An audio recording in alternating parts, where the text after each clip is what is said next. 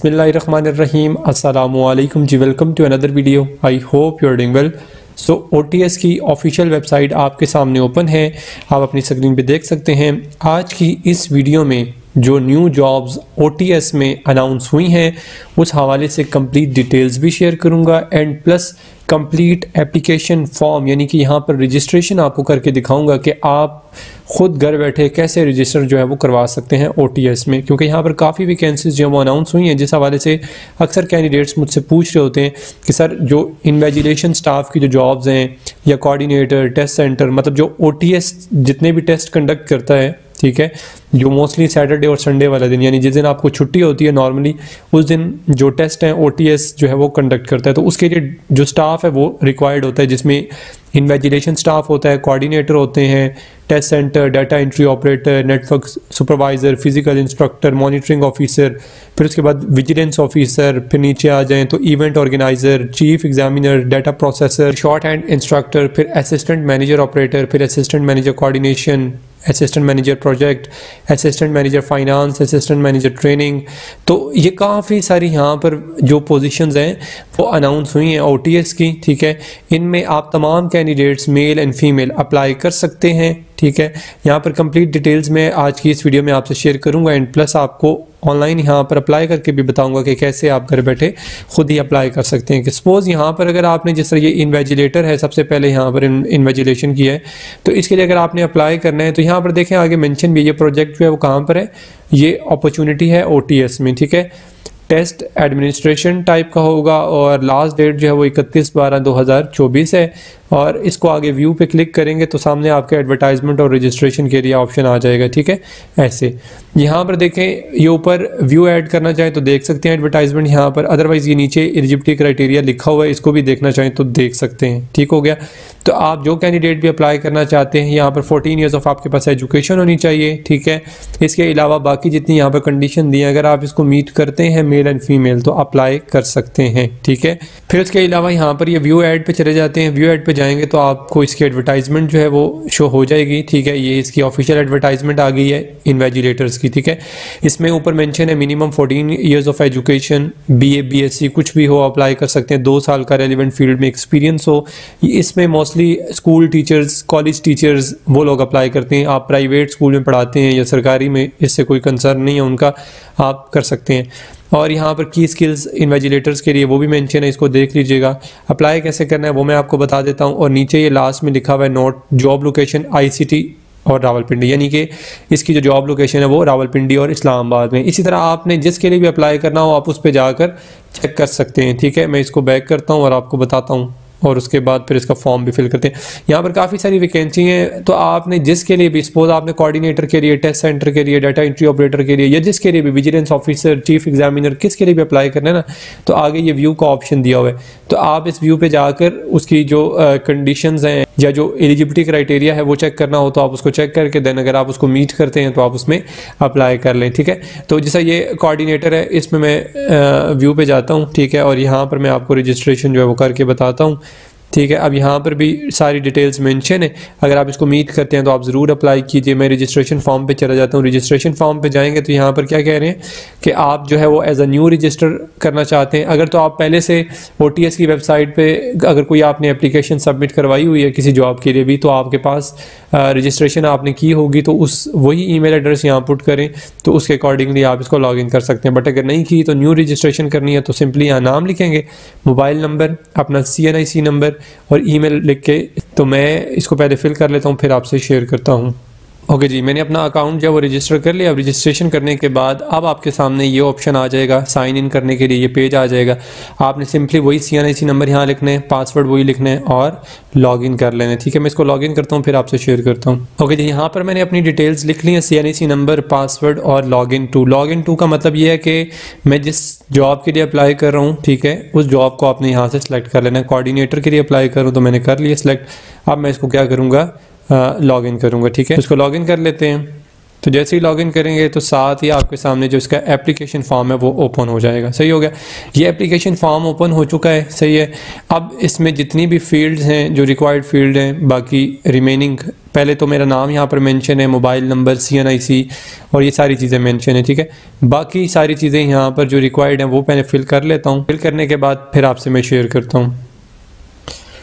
Okay जी, बाकी remaining जो field है वो मैंने फिलअप कर ली। यहाँ पर फादर नेम मेंशन कर दिया, फिर उसके बाद डोमिसाइल जो प्रोविंस है वो भी पंजाब है मेरा, मैंने मेंशन कर दिया। डोमिसाइल डिस्ट्रिक्ट आगे ये आपके ड्रॉप डाउन दिया हुआ है, तो इस पर क्लिक करेंगे तो ऑप्शंस आ जाएंगे, तो आप सेलेक्ट कर लीजिएगा। फिर डेट ऑफ बर्थ, फिर डेज, फिर मंथ, फिर ईयर्स सेलेक्ट करेंगे। आगे ड्रॉप डाउन दिया हुआ है, यहाँ से डिसेबिलिटी जो है येस और नो जो भी है वो आप सेलेक्ट करेंगे।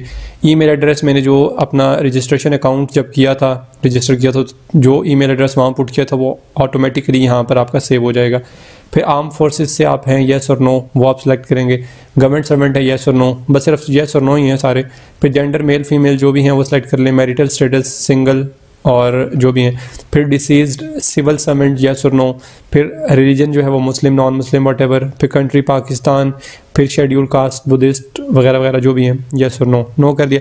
फिर उसके बाद ये नीचे पोस्टल एड्रेस है, मैंने अभी वैसे मेंशन नहीं किया अभी क्योंकि ये पर्सनल है तो इस वजह से मैं शेयर नहीं कर रहा। तो सिटी टाउन मैंने रावलपिंडी और डिस्ट्रिक्ट रावलपिंडी लिख दिया। बाकी जो रिमेनिंग फॉर्म है वो मैं फिल करके फिर आपसे डिटेल्स शेयर करता हूँ। ओके जी, स्टेप 1 मेरा जो है वो कंप्लीट हो गया और अब यहाँ पर आप देख लें मेंशन है स्टेप 2। ठीक है, स्टेप 1 जब आप कंप्लीट करेंगे तो लास्ट में आपको सेव एंड नेक्स्ट आएगा, तो उस पर क्लिक करेंगे क्योंकि वहाँ मैंने अपना जो पर्सनल जो एड्रेस है, ठीक है, हाउस एड्रेस जो होता है वो मेंशन किया था, तो इस वजह से मैं शेयर नहीं किया। तो उसके बाद जैसे ही आप उसको सेव एंड नेक्स्ट करेंगे तो आपके पास ये नेक्स्ट पेज ओपन हो जाएगा और यहाँ पर लिखा हुआ भी है स्टेप 2। स्टेप 2 क्या है जी? पिक्चर आपने अपनी अपलोड करनी है। यहाँ पर उन्होंने आपको डिटेल्स भी बता दी है कि आपने अपनी पिक्चर कैसे अपलोड करनी है। ये मेंशन है कि आपकी जो पिक्चर की जो विड्थ है वो 35 मिलीमीटर्स होनी चाहिए। ठीक है, इसी तरह जो इसकी जो लेंथ है ये 29 मीटर्स। ठीक है, ये फेस और फुल अगर कहेंगे तो 45 मिलीमीटर। नीचे उन्होंने आपको जो है ये कुछ पिक्चर्स दी हुई हैं डमी के तौर पर, इनमें से आप जो है एग्जांपल दी हुई है, इसमें से जो फोटोग्राफ उन्होंने बताई है कि ये वाली जो लास्ट थर्ड जो आपके सामने कॉलम है वो देख लें, वो ठीक है। बाकी इस तरह की जो पिक्चर्स हैं ये जो एक्सेप्टेबल नहीं है, जो आप नॉर्मली फ्रंट कैमरा से जो है पिक्चर्स लेते हैं। ठीक है, तो आप क्या करना है, यहाँ पर पिक्चर अपलोड करनी है। तो मैं इसमें जल्दी से पिक्चर अपलोड करता हूँ, ठीक है, एंड देन फिर शेयर करता हूँ आपसे।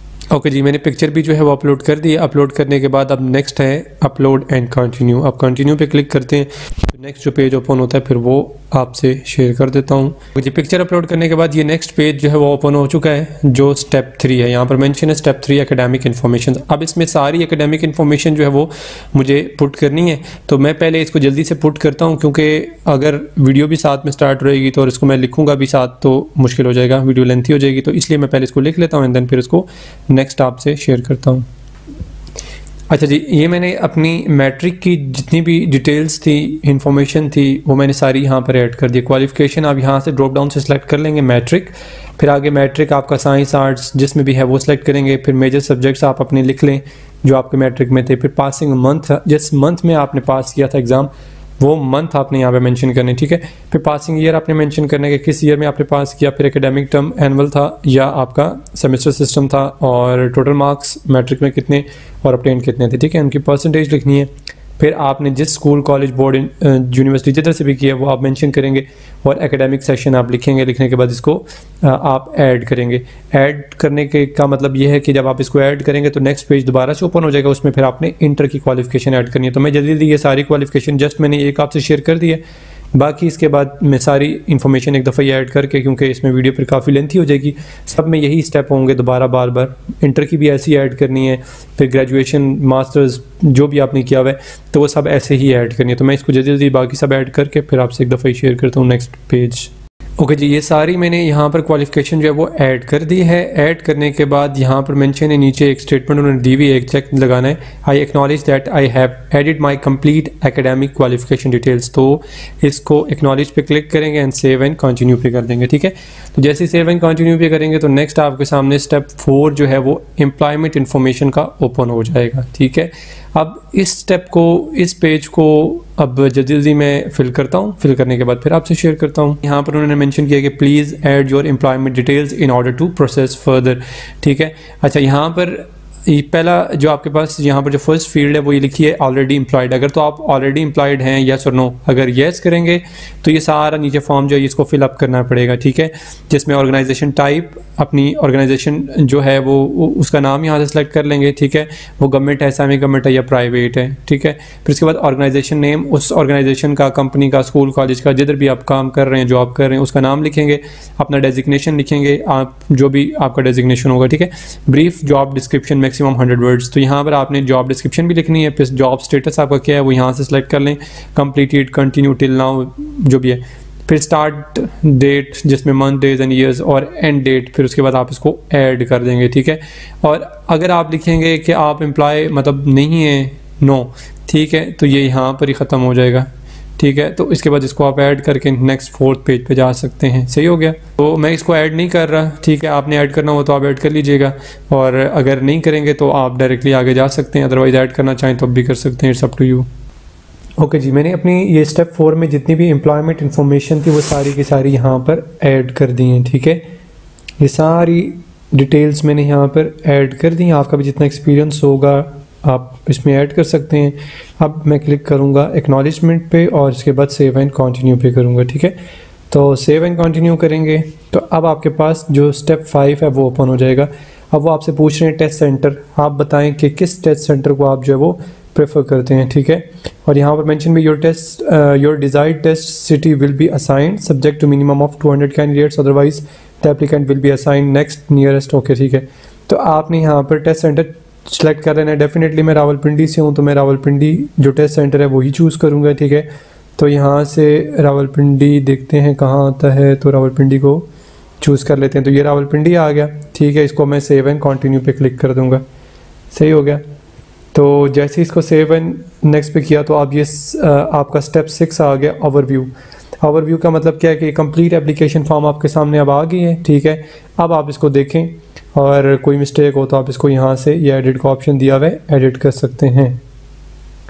तो मैं जल्दी से अपनी एप्लीकेशन जो देख लेता हूँ, अगर कोई मिस्टेक हो तो फिर मैं उसको एडिट करता हूँ, अदरवाइज इसको सबमिट कर देता हूँ। तो ये कंप्लीट मेरा एप्लीकेशन फॉर्म है जो मैंने अभी आपके सामने फिलअप किया है, ठीक है। ये सारा कंप्लीट एप्लीकेशन फॉर्म है।